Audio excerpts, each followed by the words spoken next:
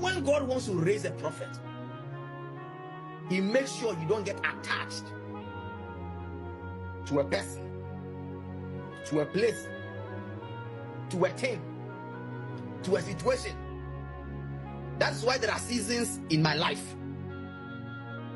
when I start getting very emotionally attached to a man because of what the man is in my life and because of what the man does for me. I know it's just a matter of time. God will take the person away. Tonight I want to talk to some men of God. You know who God is about to take from your life by how you treat the person as God in your life. You know the next person God is about to take from your church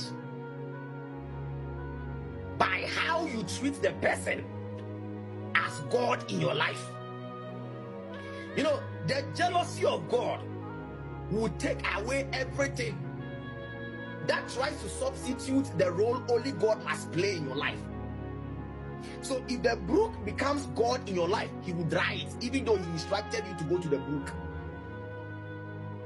If the widow becomes like God, he will take away the widow to prove to you that he has a lot of mechanism to stabilize your life and stabilize your ministry. I understand the role of honor and appreciation, but don't create an impression that a man is God in your life. God will take the person away. This is the reason why a lot of men of God have lost certain great people in their ministries.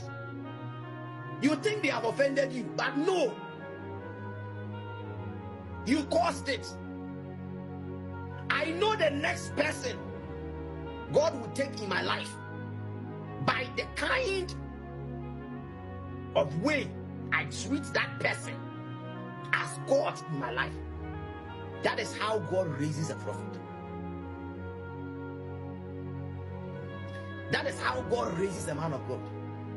Yes, I love you, I appreciate you, but you cannot substitute what only God must be in my life. There are two things that God does. He can do something in your life through men, but he can only be God in your life.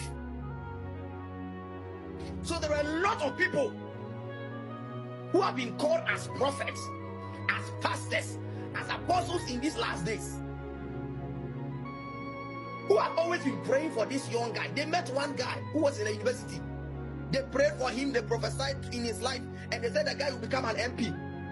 And the guy has become an MP. The guy is in their church. The guy is supporting the ministry. Now, pastors' prayer life has come down because when you get things in your church, you have faith in God. Your faith level was high, but now a man has come to substitute the kind of faith you had in God. So now there are certain prayers you don't pray again, and it's affecting your prayer life. It's affecting your relationship with God. So eventually, that MP you prayed for, eventually that politician you prayed for, eventually that doctor you prayed for, God begins to look for a way to take him out of your ministry. And because you love him and he also loves you, now God must find a way. There are many things you call bitterness against a man. There are many things you call offense against somebody, but it is God behind the scene. There are many people God has used for a divine assignment that you call them enemies, but they are God's methodology. They are God's method. If that man didn't leave your church, your prayer would have been affected.